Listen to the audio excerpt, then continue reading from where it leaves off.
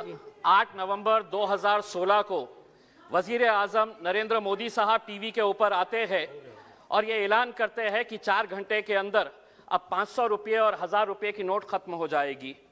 ये इसलिए फैसला नहीं लिया जाता है कि वो अपनी अहमियत जताना चाहते थे या मजाक के तौर के ऊपर ये फैसला लिया गया। उन्होंने उसका रीजन दिया कि हम ये इसलिए कर रहे हैं कि हमें 3 बातों का हल चाहिए। एक तो ये है कि इसके जरिए हम ब्लैक मनी हासिल करेंगे, दूसरा ये है कि आज जो मार्केट के अंदर जो काउंटरफीट नोट्स है, जो नकली नोट्स बाजारों में है, उसके ऊपर हम कंट्रोल करेंगे, और तीसरा ये है कि हम डिजिटल पेमेंट को बढ़ावा देंगे।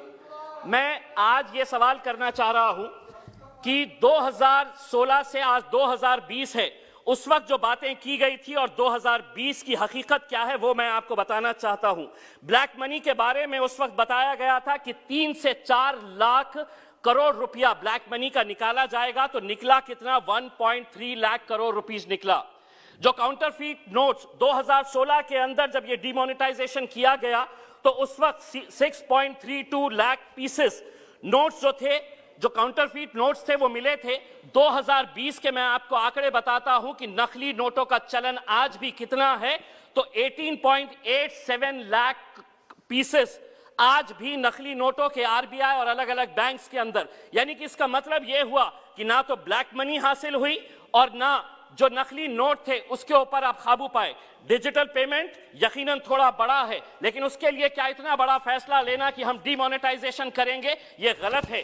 मैं समझता हूं कि उस वक्त जब ये फैसला लिया गया था तो इस सदन के अंदर बैठे हुए जितने भी लोग थे बड़े जोरदार तरीके से तालियां बजाए थे। आज मैं ये पूछना चाहता हूं कि क्या आप में इतनी हिम्मत है कि अपने सरकार और अपने वजीर आजम से पूछे कि आपने 2016 के अंदर हमको लाइनों के अंदर खड़े किया था और ये बताया था कि इससे ये हासिल होगा, लेकिन ये हासिल नहीं हुआ। ये बजट के भाषण का हिस्सा नहीं बनेगा। इसलिए नहीं बनेगा क्योंकि उस वक्त आपने गलत लोगों को गुमराह किया था। मैं अध्यक्ष महोदय आपसे एक बात करना चाहता हूं।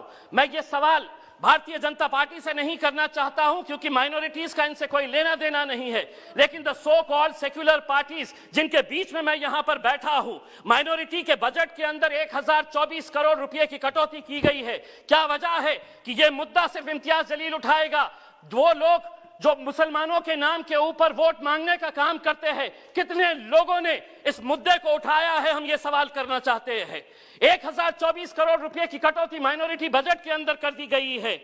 मौलाना Azad national fellowship, free coaching, interest subsidy on education loans, ऐसे कुल मिलाकर 110 करोड़ रुपए की कटौती की गई है। अध्यक्ष महोदय, मैं minority affairs minister Mukhtar Abbas Naqvi साहब से एक सवाल करना चाहता हूं। इसी सदन के अंदर मेरे पार्टी के अध्यक्ष असदुद्दीन अवैसी साहब ने कहा था कि मुसलमानों को हज की सब्सिडी नहीं चाहिए, यह हमारा मजहबी फरीजा है, हम अपने जेब से यह खर्चा करेंगे। लेकिन उस पैसे से आप मुसलमानों को पढ़ने के लिए स्कूल्स, कॉलेजेस, हॉस्टल्स खोलिए। मैं एक सवाल करना चाहता हूं, हज की सब्सिडी आपने बंद कर दिए है, कितने स्कूल्स, कितने कॉलेजेस और कितने हॉस्टल्स खोले गए हैं? इसका जवाब आपको देना पड़ेगा।